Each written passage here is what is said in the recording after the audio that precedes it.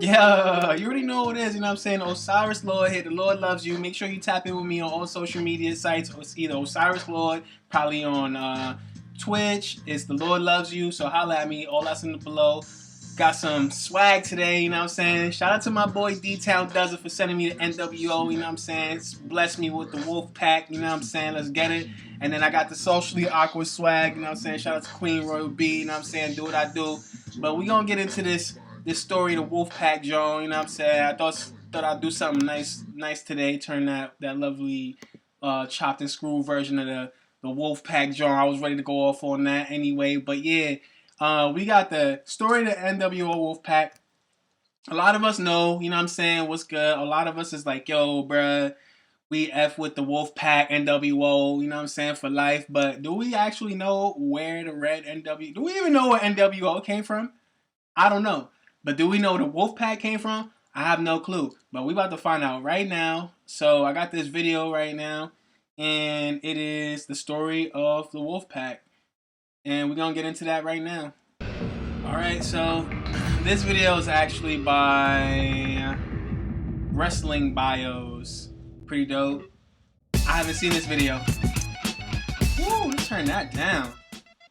I haven't seen this video myself yet, so we're about to learn all about that right now. The story of NWO Wolfpac.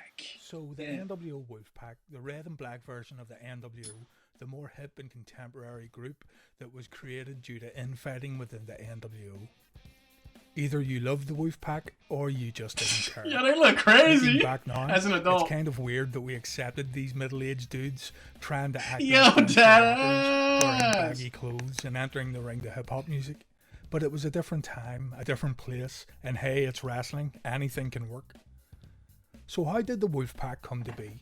Scott Hall was the man who referred to himself, Six, and Kevin Nash as the Wolfpac during 1997. The best way to compare this would probably be how the Elite were members within the Bullet Club faction at one point. In 1997 there was no official red and black Wolfpac, but Nash, Hall and Six still referred to themselves as such. Check out the episode of Nitro on the 28th of April 1997 to see the first time Scott Hall called the trio the Wolfpac. Towards the end of 1997, the huge Sting and Hollywood Hogan build would be seeing its payoff when the pair met in the ring at Starrcade 1997.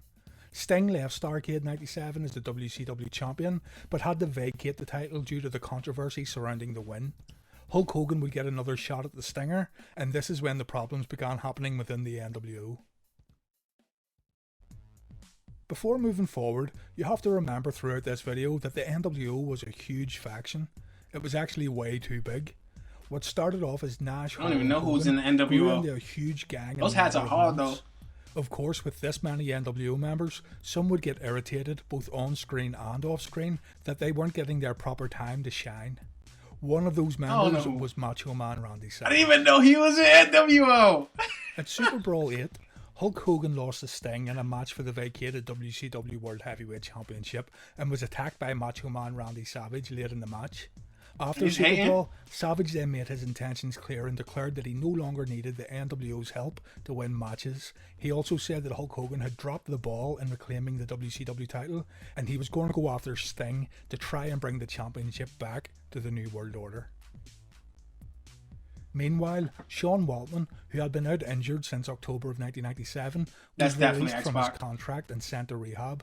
Shortly thereafter, his clique buddy Scott Hall was removed from television. This all led to a confrontation between Kevin Nash, Eric Bischoff and Hogan on the March 26th episode of Thunder, when Hulk Hogan famously said that Six couldn't cut the mustard. Six then returned to the WWF 4 days later as X-Pac and returned the favour, saying that if Hall and Nash were able to do so, they would be joining Waltman in the WWF and in DX. Eric Bischoff replied to X-Pac on Nitro, simply saying, "Bite me." Yo, Eric Bischoff. Kevin Nash also noticed that Hulk Hogan was all about himself and not about the greater good of the NWO. On top of this, he was not happy with how his friend Six was treated by Eric Bischoff. With this in mind, Nash and Hogan were still NWO teammates, and they had a big match coming up where they would need to put their differences aside. They were successful in doing so at Spring Stampede, where Hogan and Nash defeated Roddy Piper and the Giant, but after the match, Hogan orchestrated a beatdown on his tag partner. Later in the night, Kevin helped Macho Man Randy Savage defeat Sting, earning Savage the win, which in turn made Randy Savage the new WCW. Yo, he got him up like this! Hogan came Yo, out he got him up like not this! at all, while arguing that Savage had... Even Hulk Hogan's like... Hogan and the Disciple then attacked Nash and Savage to close out the show. WCW Hogan regained the NWO. WCW title the next night on Nitro in typical WCW fashion. The match between Savage and Hogan was booked with a no run-in stipulation, but of course, there were a lot of run-ins. In the end, Bret the Hitman Hart helped Hulk That's Hogan the most capture normal the I've ever seen WCW Bret title. Hart. During all of this feuding between Hogan, Savage and Nash, the other NWO members would soon have a decision to make. Do they side with Hulk Hogan, or do they side with Nash Scott and Steiner. Savage? And my guy, what was his name?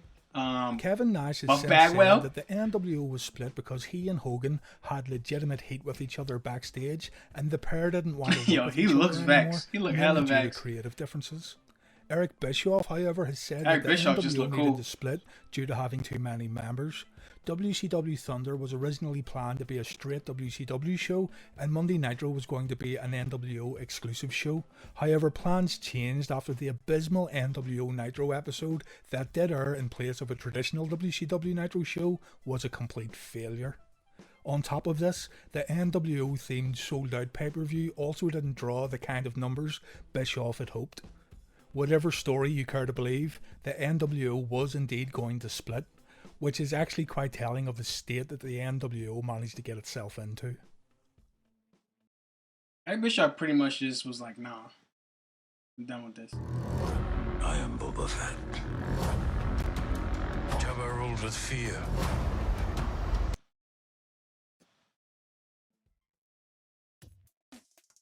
On the May 4th episode of Nitro, Nash, Savage and Conan Kevin Nash appeared is wearing huge. black shirts with a red NWO logo. They called themselves the NWO Wolfpac, and soon they were joined by Kurt Hennig, Rick Rude, Dusty Rhodes and Miss Elizabeth. This new branch of the NWO would work as babyfaces, while Hogan's side still worked as bad guys, wearing the classic black and white NWO colours. Hogan's Babyface side would be Lourde. named NWO Hollywood and would feature Eric Bischoff, Brian Adams, Scott Norton, Vincent and The Disciple. Oddly, Bret Hart would not align himself officially with NWO Hollywood, but was named as the recruiter for the black and white heels. What? Scott Hall had been out with an injury, but due to return at May's Slamboree pay-per-view. The obvious assumption was that Scott Hall was joining the Red and Black Wolfpac, and he and Nash were scheduled to defend the WCW tag titles Chicas are against Sting fun. and the Giant. The Giant joined NWO Hollywood shortly before Giant. Slamboree, but also remained loyal to the Stinger. That said, the Giant was the first person to suggest to Sting that he needs to choose an alliance among the NWO factions and WCW. At Slamboree, Hall made his return to WCW in the colours of the Wolfpac as he teamed with Kevin Nash. During the match, however, Hall turned on his long-serving outsider tag partner by hitting him with the title belt, which gave the win to Sting and the Giant. The next night on Nitro, Hall was introduced as the newest member of NWO Hollywood. Lex Luger would join the Wolfpac and urge his friend Sting to do the same on the May 25th edition of Nitro in 1998. At the same time, though, NWO Hollywood were also trying to secure the services So of the Sting. NWO Hollywood's black and Sting white. revealed his decision on the following week's Nitro, where we all thought Sting had done the unthinkable and joined forces with Hulk Hogan, only to rip off the black and white NWO shirt he was wearing to reveal a red and black one. I think I saw underneath. that, like, literally Sting was now on officially TV. a member of the NWO Wolfpac, and he would replace his He black looked and white wavy. attire and face paint to the red and black. I should have did that. This would probably be a good time to talk about the image of That the hockey jersey Wolfpac is along crazy. with the theme music. The Wolfpac came out to a hip-hop song with lyrics such as "Don't turn your back on the Wolfpac, you might wind up in a body bag." It was a the cool John song that for played in sure. the beginning. The NWO members Don't also turn your acted back like on the wannabe Wolfpac. gangster rappers, wearing loose-fitting clothes, bopping their heads as they walked to the ring, and using the Wolfpac or the click hand gesture like a gang sign. Now bear with me here, but looking at the main demographic of the viewers who enjoy this channel, I can tell that half of you guys watching would have been in your late teens or early into adulthood when the NWO Wolfpac were in full swing, just like myself. So for a lot of us guys, the Wolfpac style and gimmick was pretty acceptable back in the day. Yeah, but see, man, it was back at the lit back in the these day. days is Now it's like, what? It's hard to put into words. The sight of Lex Luger and Kevin Nash trying to show their street cred in later life is kinda like watching that embarrassing drunk uncle at the party. For its time though, NWO Wolfpac was popular, no doubt about that. Just watch some old Nitros and you can see how over they were. But looking back now, it also definitely hasn't aged that well at all. The music is still cool, the red and black logo is still cool. But honestly, go back and watch some Wolfpac promos these days. Still destroys a Baron Corbin promo though, but anyway, I ain't gonna let's do move that. on. Kurt Hennig and Rick Rude would soon defect the NWO Hollywood, leaving the Wolfpac a few members down at the Great American Bash. On the same night, Sting won the WCW tag titles and chose Nash as his tag partner. The two would go on to defend the So I titles. had the two belts. Two belts. Over on the NWO Hollywood side, Hogan would drop the WCW title to rising star Goldberg on a historic edition of Monday Nitro. Oh, the got Hulkster would then smoked. involve himself in celebrity matches, including the likes of Dennis Rodman, Karl Malone, and Jay Leno. Nash continued to feud with his old buddy Scott Hall. Dennis Rodman Hall and the versus Giant Hulk got a Hogan. tag title shot at Sting and Nash on the July 20th episode of Nitro, which Hall and the Giant won after interference from NWO Black and White recruiter Bret Hart. The Nash versus Hall feud came to an end at Halloween Havoc when Nash walked out of the ring and Hall got a countout win. Nash stated that he didn't want to fight his old friend and he wanted the pair to become buddies again. This was on the same night that Hogan faced the Warrior in one of the most brutally bad matches to ever grace a wrestling ring. Many people forget though that Bret Hart also defeated NWO Wolfpac member Sting on this same night. Damn. He finished him. Nash would go on to win the 60-man World War III match to secure himself a title shot against Goldberg. Meanwhile, at the World War III pay-per-view, Scott Hall would get kicked out of NWO Hollywood.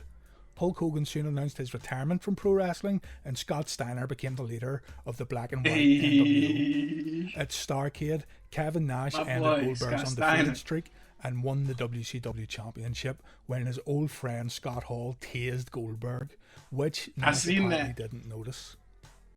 So there is a lot more to say here about Kevin Nash ending Goldberg's streak and booking himself into this position, but we won't talk about that for now. You really tased him. Crazy. On the first Nitro of 1999, Goldberg had been scheduled to get his rematch against Kevin Nash for the WCW Championship.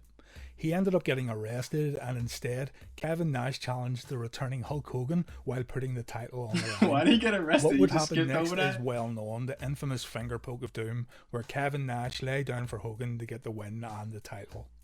Not only did this turn people away from WCW TV shows, but it also pretty much put an end to I remember unique that about NWO Wolfpac. It was now the same old NWO once again, no matter what way WCW or Eric Bischoff tried. It was literally he like plucked him or something. He fell. NWO Elite would continue to wear the red and black, but it was just the same tired old stuff that we already saw. Sting and Randy Savage were gone from WCW during this time, and they would never return under the NWO banner again. Hogan, Hall, Kevin Nash, Scott Steiner, Lex Luger, Conan, Buff Bagwell, Eric Bischoff, and Miss Elizabeth were part of the new NWO Elite, while undercard wrestlers Vincent, Brian Adams, Kurt Hennig, The Giant, and Horace Hogan, along with eventual leader Stevie Ray, would be renamed Stevie as the Ray. NWO. Very telling that Hogan and Nash didn't really care much to be associated with these undercard guys anymore.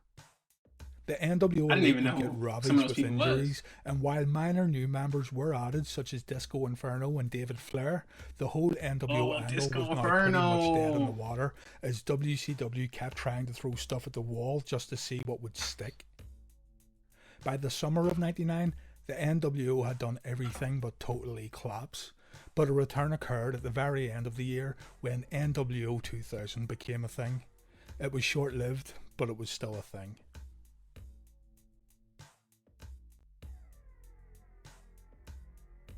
Well, I guess that was it. Yeah, guys, so that was pretty dope. I mean, I didn't know any of that. I didn't even know who half those people was.